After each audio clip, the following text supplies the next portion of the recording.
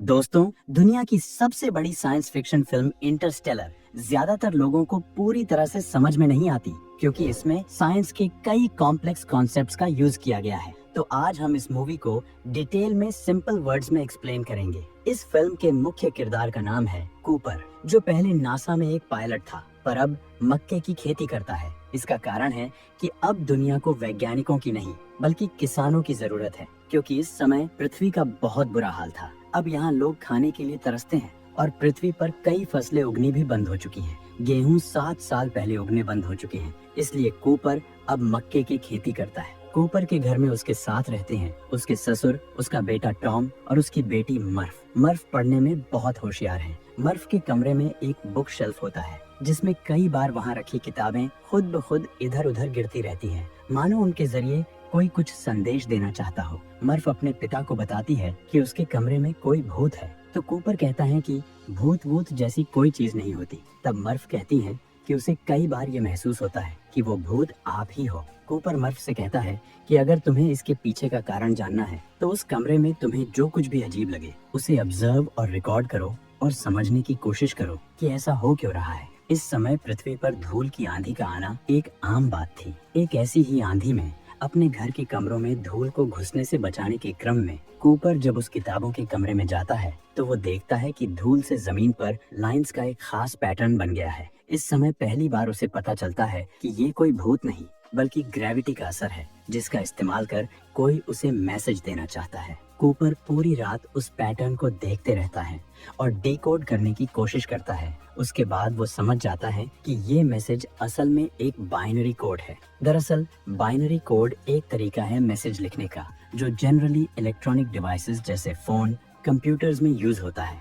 आमतौर पर हम जब भी किसी को मैसेज करते हैं तो सिंपल अल्फाबेट्स का यूज करते हैं, लेकिन बाइनरी कोड्स में ये सारे वर्ड्स 1 और 0 के फॉर्म में लिखे जाते हैं। इस पैटर्न में 1 का मतलब था मोटी लाइन और 0 का मतलब था पतली लाइन। जब कूपर इसे डिकोड करता है, तो उसे पता चलता है कि इस मैसेज में एक लोकेशन कोऑर्डिनेट छुपा हुआ है। उसके बाद जब कूपर उस लोकेशन पर जाता है, तो उसे पता चलता है कि वहाँ नासा के एक सीक्रेट प्रोजेक्ट पर काम चल रहा है। वहाँ उसकी मुलाकात डॉक्टर ब्रैंड और उनकी बेटी अमीलिया से होती है। डॉक्टर ब्रैंड और कूपर एक टाइम पर एक साथ नासा के लिए काम करते थे। वे कूपर को बताते हैं कि अब पृथ्वी इंसानों के रहने लायक नहीं बची, इसका एनवायरनमेंट बिगड़ रहा है और पेड़ पौधे मर रहे हैं। धरती पर ज्यादातर अनाज उगने बंद हो चुके हैं और अगर ऐसा ही चलता रहा तो धरती पूरी तरह बंजर हो जाएगी, उस पर कुछ भी नहीं उगेगा। ये सब सुनकर कूपर उनसे पूछता है कि नासा ने पृथ्वी वासियों को बचाने का क्या प्लान बनाया है, हम क्या कर सकते हैं जिससे पृथ्वी पर फिर से फसलें उगना शुरू हो जाए। इस पर डॉक्टर ब्रैंड कूपर से कहते हैं कि अब ऐसा करना पॉसिबल नहीं है। अगर पृथ्वी वासियों को बचाना है तो हमें धरती छोड़कर किसी दूसरे ग्रह पर बसना होगा। इस पर कूपर कहता है कि हम ऐसा कैसे करेंगे, क्योंकि कोई भी हैबिटेबल प्लेनेट पृथ्वी के इतना नजदीक नहीं है कि वहाँ पृथ्वी वासियों को आसानी से भेजा जा सके। यहाँ हैबिटेबल प्लेनेट का मतलब है एक ऐसा ग्रह जो पृथ्वी जैसा हो और जहाँ पर इंसान जिंदा रह सके। कूपर के इस सवाल पर डॉक्टर ब्रैंड उसे बताते हैं कि कोई विकसित सभ्यता या अलौकिक जीव गुप्त रूप से हम इंसानों की मदद करने की कोशिश कर रही है। इस विकसित सभ्यता ने 48 साल पहले शनि ग्रह के पास एक वर्म होल बना दिया था, जिसका इस्तेमाल कर हम काफी कम समय में दूसरे गैलेक्सी में जाकर पृथ्वी जैसा ग्रह ढूंढ सकते हैं और वहां मानवों को बसाकर मानव जाति के वजूद को कायम रख सकते हैं। यह सभ्यता या अलौकिक जीव कौन है और यह मानवों की मदद क्यों कर रहे हैं, इसके बारे में हम आपको इस वीडियो के अंत में बताएंगे। पहले हम आपको वर्म होल के बारे में थोड़ी जानकारी दे देते हैं। दोस्तों, हम मिल्की वे गैलेक्सी में रहते हैं, जिसमें अरबों खरबों तारे और ग्रह हैं और इस तरह की अनगिनत गैलेक्सीज हमारे ब्रह्मांड में मौजूद हैं। लेकिन समस्या ये है कि ये गैलेक्सीज एक दूसरे से इतनी ज्यादा दूर हैं कि हम इंसानों को वहां तक पहुंचने में करोड़ों साल लग जाएंगे। यहीं पर आइंस्टाइन के वर्म होल का कॉन्सेप्ट आता है। बेसिकली वर्म होल के जरिए हम यूनिवर्स में एक जगह से दूसरी जगह तक बहुत ही कम समय में जा सकते हैं। इसे आप एक एग्जाम्पल से समझिए। इस कागज के टुकड़े को देखिए, इसमें ये है पॉइंट ए और ये है पॉइंट बी। अब आपको पॉइंट ए से बी तक जाना हो तो सिंपल तरीका है, आप सीधा ए से बी की तरफ जाओ। वही अगर कागज के टुकड़े को कुछ इस तरह से मोड़ दिया जाए तो एक शॉर्टकट रास्ता बन जाता है जिससे आप ए से बी तक जल्दी पहुंच सकते हो। यही है वर्म होल्स। अब मूवी पर वापस आते हैं। डॉक्टर ब्रैंड कूपर को ये भी बताते हैं कि अंतरिक्ष में एंड्योरेंस नाम का एक स्पेसशिप है जिसमें इतना फ्यूल है कि वो वर्म होल के जरिए दूसरी गैलेक्सी तक जा सकता है। इसके साथ ही वे कूपर को बताते हैं कि 13 एस्ट्रोनॉट्स ऑलरेडी इस वर्म होल के अंदर जा चुके हैं, जिनका मिशन भी था कि वर्म होल के उस पार जाकर इंसानों के लिए रहने लायक ग्रह ढूंढना। उनके साथ बीकन भी भेजा गया है। जैसे ही उन्हें कोई हैबिटेबल प्लैनेट मिलता है वे उस बीकन को ऑन कर देंगे और नासा तक उसका सिग्नल आ जाएगा कि हैबिटेबल प्लैनेट मिल चुका है। यहाँ ध्यान देने वाली बात यह है कि वर्म होल के उस पार नासा उन एस्ट्रोनॉट से सीधा कांटेक्ट नहीं कर सकता, इसलिए केवल बीकन ही है जिससे यह पता चल सकता है कि कौन सा ग्रह हैबिटेबल है और कौन सा नहीं।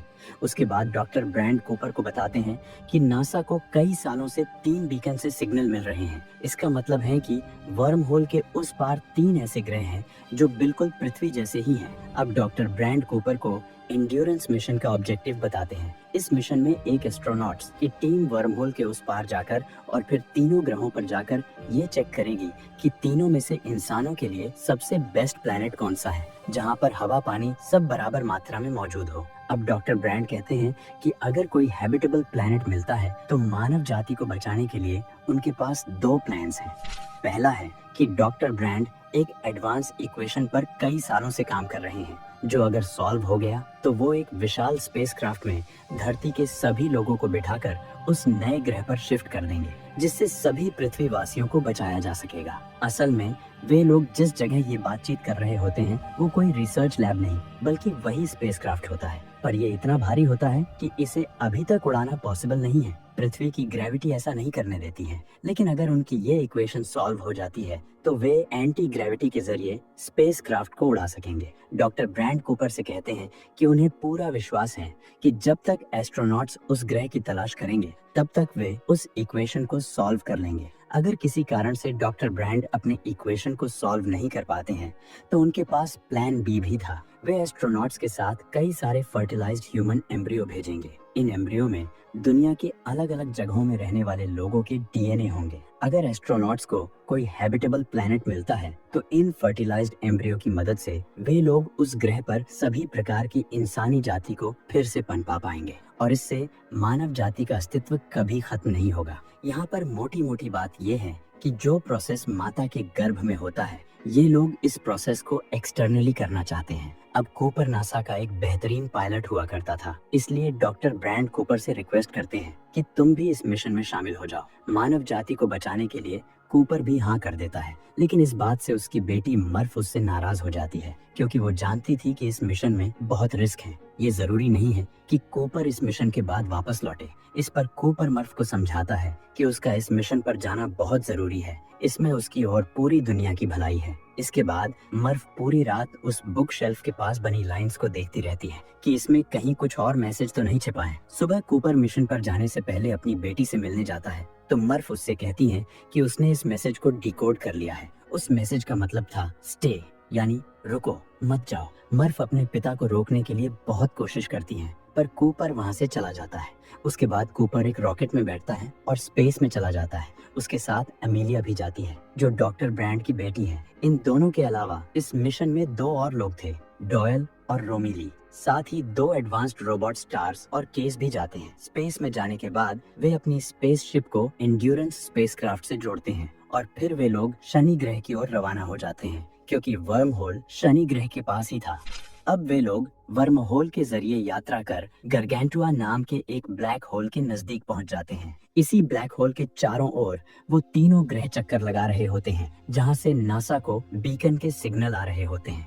अब सबसे पहले वे लोग मिलर्स प्लैनेट पर जाने का फैसला करते हैं। यहीं पर एक एस्ट्रोनॉट मिलर आया था और उसके बीकन का सिग्नल मिल रहा था। ये ग्रह उस ब्लैक होल के काफी करीब था। यहाँ पर टाइम डायलेशन के कॉन्सेप्ट का यूज किया गया है। दरअसल एक ब्लैक होल के नजदीक समय पृथ्वी की तुलना में धीमा गुजरता है, यानी कि अगर कोई ग्रह एक ब्लैक होल के नजदीक है और दूसरा उससे काफी दूर, तो जो ग्रह ब्लैक होल के नजदीक है वहाँ समय दूसरे ग्रह के मुकाबले धीमा गुजरेगा। कहने का मतलब है कि अगर ब्लैक होल के नजदीक मौजूद ग्रह पर 1 घंटा गुजरता है तो हो सकता है कि दूसरे ग्रह पर उस दौरान कई साल बीत गए हों। अब चलिए वापस मूवी की बात करते हैं। अब चूंकि मिलर्स प्लैनेट ब्लैक होल के काफी करीब था, इस वजह से जब इस ग्रह पर 1 घंटा गुजरता है तो उस दौरान पृथ्वी पर 7 साल गुजर जाते हैं। इसलिए कूपर चाहता है कि वो सिर्फ 1 घंटे में उस ग्रह से वापस आ जाए ताकि वो वापस पृथ्वी पर लौटकर अपने बच्चों को सही सलामत देख पाए, क्योंकि कूपर द्वारा उस ग्रह पर बिताया गया प्रत्येक घंटा उसके बच्चों के लिए 7 साल के बराबर होगा। वे लोग तय करते हैं कि कूपर, डॉक्टर ब्रैंड की बेटी अमेलिया और डॉयल एक लैंडर के जरिए मिलर्स प्लैनेट पर लैंड करेंगे और रोमिली एंड्योरेंस स्पेसशिप में ही रहेगा। जब वे उस ग्रह पर लैंड करते हैं तब उन्हें पता चलता है कि वहाँ तो सिर्फ पानी ही पानी है, जीवन का कोई नामो निशान नहीं है। ऐसे ग्रह पर इंसानों का रहना नामुमकिन है। उसके बाद उन्हें वहाँ पर नासा द्वारा उनसे पहले भेजे गए एस्ट्रोनॉट के यान का मलबा भी मिलता है और वहाँ उन्हें पता चलता है कि बीकन से तो सिर्फ कुछ घंटे ही सिग्नल निकला था, पर टाइम डायलेशन की वजह से नासा को वो सिग्नल कई सालों तक मिलता रहा। वे लोग ये खोजबीन कर ही रहे थे, इतने में वे लोग एक बहुत बड़ी टाइडल वेव का शिकार बन जाते हैं। इस हादसे में उनके साथी डॉयल की मौत हो जाती है और उनके स्पेसक्राफ्ट में पानी भर जाता है, जिस वजह से उन्हें वहाँ 1 घंटे की जगह 3 घंटे रुकना पड़ता है। उसके बाद कूपर और अमेलिया जब वापस एंड्योरेंस पर लौटते हैं तो देखते हैं कि उनका साथी रोमिली अब बूढ़ा हो चुका है। उसके लिए 23 साल गुजर चुके हैं। वो कहता है कि उसे लगा कि तुम लोग उस ग्रह पर मर चुके हो और इन 23 सालों में तुम्हारे परिवार के कई सारे मैसेजेस आए हैं। जब कूपर अपने बच्चों द्वारा भेजे गए वीडियो मैसेज को देखता है तो पाता है कि उसके बच्चे भी अब बड़े हो चुके हैं। उसके बड़े बेटे टॉम की शादी और बच्चे हो चुके हैं और उसकी बेटी मर्फ की एज कूपर के बराबर हो गई है। इन 23 सालों में मर्फ एक साइंटिस्ट बन चुकी थी और डॉक्टर ब्रैंड के साथ मिलकर इसी प्रोजेक्ट पर काम करने लगी थी। मूवी में ये सीन काफी इमोशनल दिखाया जाता है। मर्फ कूपर से नाराज होती है क्योंकि वो अभी तक नहीं लौटा था। अब चूंकि कूपर 23 साल बाद एंड्योरेंस स्पेसशिप पर आया था और इतने सालों में स्पेसशिप फ्यूल का यूज करता रहा, इसलिए अब एंड्योरेंस में लिमिटेड मात्रा में फ्यूल बचा हुआ है, जिससे वे बाकी बचे हुए 2 ग्रह में से सिर्फ एक पर ही जा सकते हैं। वे लोग काफी डिस्कस करते हैं और फिर तय करते हैं कि वे मैन के प्लैनेट पर जाएंगे। यहाँ पर मैन भी एस्ट्रोनॉट का नाम है। मैन का प्लैनेट ब्लैक होल से थोड़ा दूर होता है, जिस वजह से उन्हें टाइम डायलेशन की भी कोई टेंशन नहीं थी। फिर वे लोग उस ग्रह पर लैंड करते हैं और देखते हैं कि मैन एक डीप स्लीपिंग चेंबर में सो रहा होता है। दोस्तों, डीप स्लीपिंग चेंबर एक फ्यूचर टेक्नोलॉजी है जिसकी मदद से एक इंसान लंबे समय तक जिंदा रहने के लिए एक मशीन में गहरी नींद में सो जाता है। फिर वे लोग मैन को डीप स्लीप से उठाते हैं। तब मैन उन्हें बताता है कि इस ग्रह पर थोड़ी परेशानियां जरूर है, पर यह मानवों के रहने लायक है। इसी बीच धरती से मर्फ का एक और मैसेज आता है जिसमें उसने कहा कि डॉक्टर ब्रैंड ने अपनी मौत से पहले उसे बताया कि प्लान ए सिर्फ एक दिखावा था। असल में उन इक्वेशंस को सॉल्व करना इम्पॉसिबल था, क्योंकि इन्हें सॉल्व करने के लिए एक खास तरह के ग्रेविटी के क्वांटम डेटा की जरूरत होती है जो सिर्फ ब्लैक होल के अंदर से ही मिल सकता है। यानी कि अब सिर्फ प्लान बी ही आखिरी उम्मीद है। अब पृथ्वी से किसी भी इंसान को बचाया नहीं जा सकता।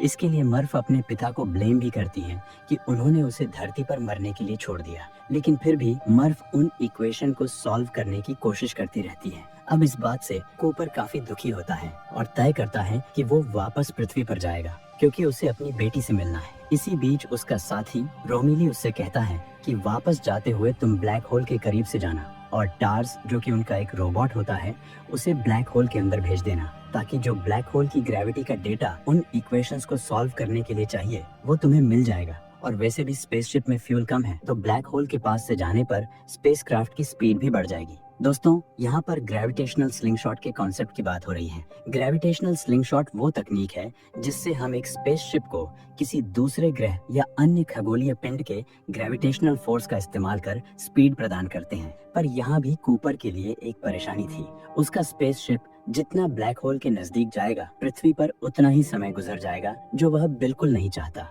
क्योंकि कूपर अपने बच्चों को जिंदा देखना चाहता है, उसे अब भी उम्मीद होती है कि प्लान ए काम कर सकता है अगर वो ग्रेविटी का डेटा लेकर पृथ्वी पर लौट जाए। जब वो लोग ये प्लान बना रहे होते हैं तब उनकी नजर मैन के रोबोट कीप पर पड़ती है। कीप रोबोट को पूरी तरह डिसमेंटल किया हुआ था। वे लोग मैन से पूछते हैं कि तुमने ऐसा क्यों किया? ये रोबोट तो नासा तक सही जानकारी पहुंचाने के लिए था ना। इस पर मैन कहता है कि इस रोबोट में कुछ टेक्निकल प्रॉब्लम आ गई थी जिससे ये गलत डेटा भेज रहा था, इसलिए उसने इसे डिसमेंटल कर दिया। वे सब मैन की बात पर यकीन कर लेते हैं। फिर वे लोग उस ग्रह का मुआयना करते हैं। इधर उधर खोजबीन करने के बाद उन्हें पता चलता है कि मैन ने नासा को गलत डेटा भेजा था। ये ग्रह इंसानों के रहने के लिए बिल्कुल भी सही नहीं है। मैन ने उन्हें धोखा दिया ताकि वे बीकन के सिग्नल को ट्रैक करके मैन तक पहुंचे और उसे इस ग्रह से बचा कर ले जाए। इसलिए उसने अपने रोबोट को भी बंद कर दिया जो सही जानकारी भेज रहा था। अब इस बात पर मैन और कूपर में लड़ाई हो जाती है और मैन कूपर को जान से मारने की कोशिश करता है। इन सब में कूपर का साथी रोमिली मारा जाता है। इतने में ही मैन अपने लैंडर को लेकर स्पेसशिप एंड्योरेंस की तरफ जाता है, क्योंकि अगर उसे लंबी दूरी तय करनी है तो वो सिर्फ एक बड़े स्पेसक्राफ्ट से ही हो पाएगी। उसके बाद उस ग्रह पर जिंदा बचे कूपर और एमिलिया भी अपना लैंडर लेके एंड्योरेंस की ओर जाने लगते हैं। मैन एंड्योरेंस तक पहले पहुंचकर डॉकिंग करने की कोशिश करता है,